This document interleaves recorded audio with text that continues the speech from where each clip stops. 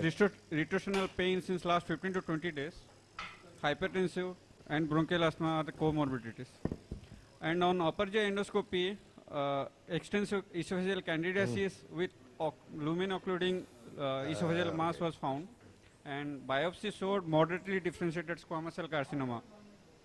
On chest CT, it showed circumferential enhancing mass how long was the in tumor? the mid and lower esophagus, extending up to gastroesophageal junction with mild left pleural effusion and pericardial effusion. The plan for this case is to demonstrate US findings and do the US staging of the esophageal cancer with metallic stenting if feasible. Over to room number 1 to Dr. Laurent Palazzo. I see the US images, but Hear me? hello? नहीं आ रहा है? Room number 1. Vipul, are you there? You're on, Laurent. Yes. Yeah. Okay, we Hello. So what's Nice going to on? meet you. We are in the esophagus of this lady, which had the mid part esophageal cancer, stenotic at 25 centimeters from the incisors. And you hear me What is the Do you echo mean- endoscope you are using? or not? Vipul? You hear me? What is the endoscope? Sorry? The model of the endoscope. Model of the endoscope. Yes. This is a Yes, this is the blind probe of Olympus. Blind probe was invented in 1991 in Hamburg, and it's 7.5 mechanical radial AUS with only one frequency, no endoscopic view, and the tip of the scope is thinner, and you can put this blind probe on the guide wire.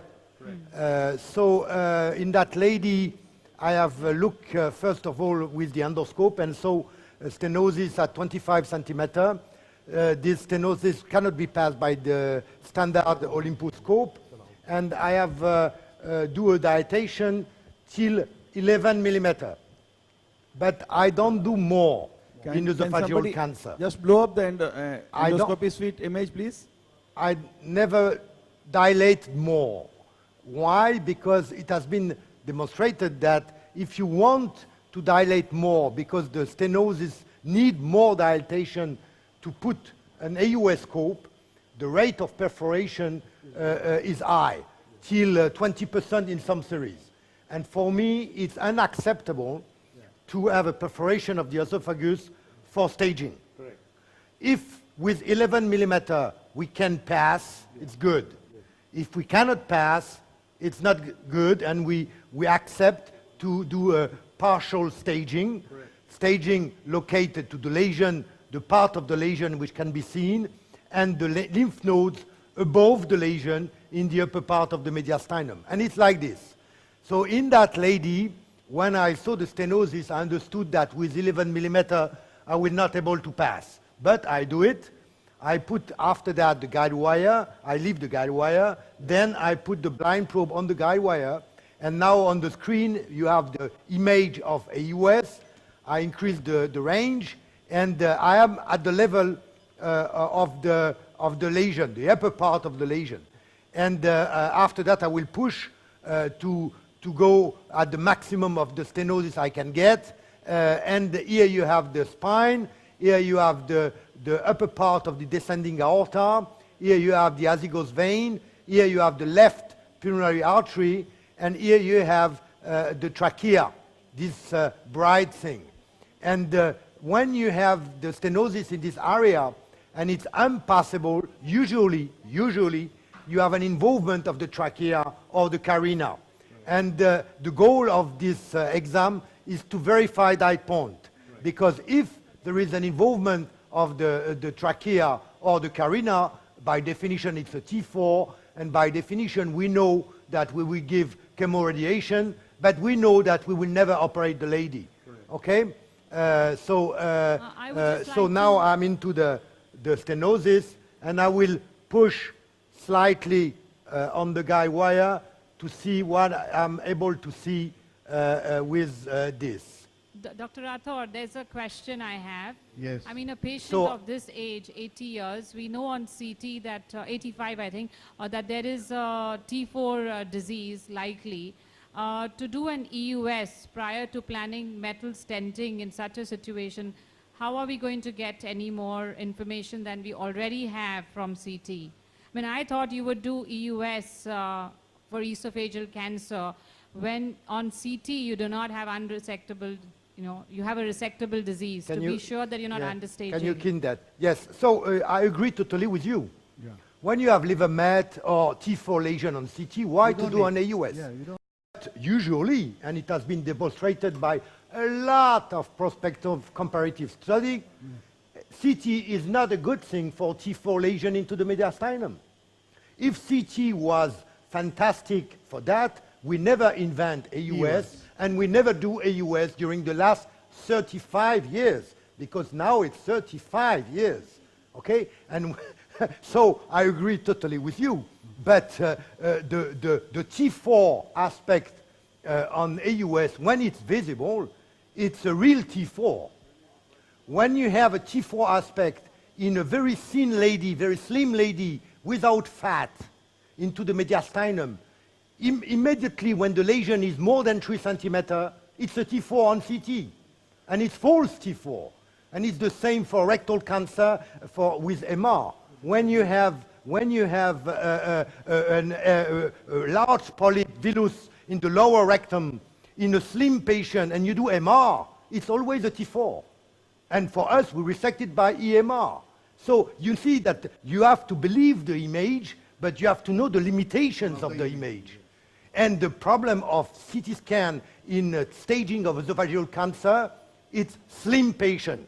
Large tumor in slim patient means overstaging by CT scan. By AUS, you have no overstaging.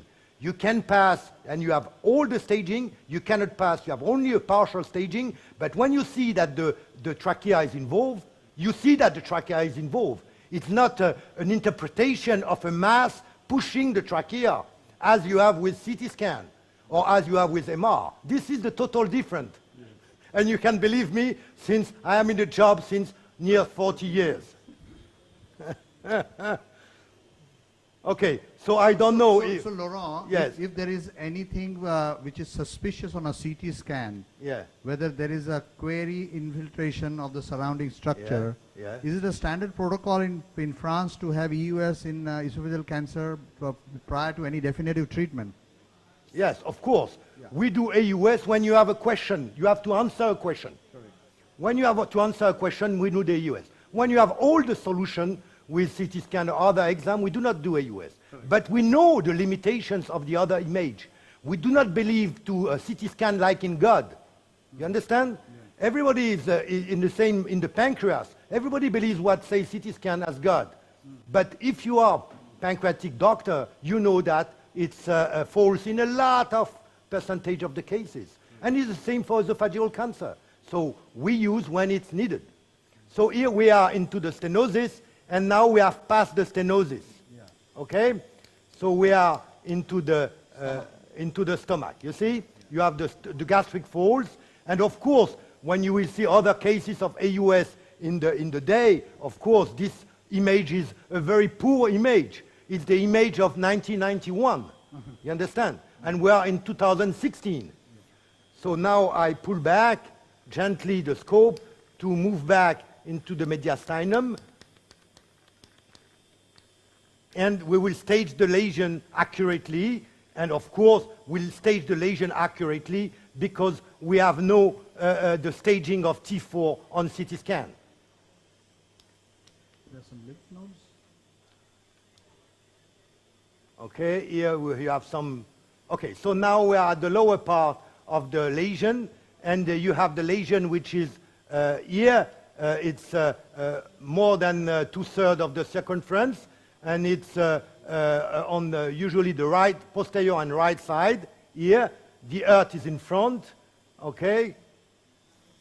So the lower part of the lesion is 35 centimeter, and the upper part is 25. So the lesion is at least 10 centimeter 8. Okay. Now I pull back, and I see that the lesion invade, it's thinner in this area. You have the left atrium in front, the aorta at the top. I pull back, and I arrive to, the lesion is still there, but very thin. And now I continue to pull back. You have the left pulmonary vein on the left, yes, here. I pull back, and the lesion is still there. I pull back, and now the lesion is T3 on the left part, yes. The mediastinum is invaded. We have pericardial effusion here, yes. You see the lesion invade the fat on the left part. It's a T3 lesion, but I saw already that it's T4, and I pull back now to study the carina and the trachea. Okay. You see, the fat is clearly invaded. Clearly invaded. Okay. And now you have here the left bronchus, and you see the left bronchus is invaded. And it's not a view of your mind, of an interpretation of what you can imagine. You have the tumor all around. You see the left bronchus is inside the lesion. Correct. You understand? So it's unresectable. But it's a clear visualization. It's not an interpretation of image. This is the difference. When you need, you can, if you need. Now I'm above, and I pull back. And we have the carotida, the subclavian artery. And I pull back till the neck, and I do not see any large nodes, though this lesion has a local extension, infiltration, but it's not a lesion with a lot of lymph nodes. Right. And for the lady, it's better. Yeah. Okay. You can. Yeah. Okay. So Laurent, you prefer to leave the wire behind when you do this bougie? Yes. So finally, it's a 10 centimeter 8 lesion with two parts, upper part, lower part, and a mid part, which is the tumor is very thin, and it's a T4 lesion on the carina and the left bronchus. And we don't know about the nodes. We saw small nodes, but no more. But this lady has no nodal involvement, as you can have in some other squamous cancer of the esophagus, with a lot of nodes and a very poor prognosis. When it's not a lot of nodes and only a local extension is better for the patient. So this you would say is not a proliferative variety. It's probably the scarce variety yes, of yes. Squirrus, yes. Very scarce. Yes. So, and that is very easily infiltrative in the surrounding structure. Yes. But you see that this blind probe was efficient in that case. Correct. How do you Thanks, differ Laurent, for a between use brilliant of, demonstration. the Give a you. big hand to Laurent.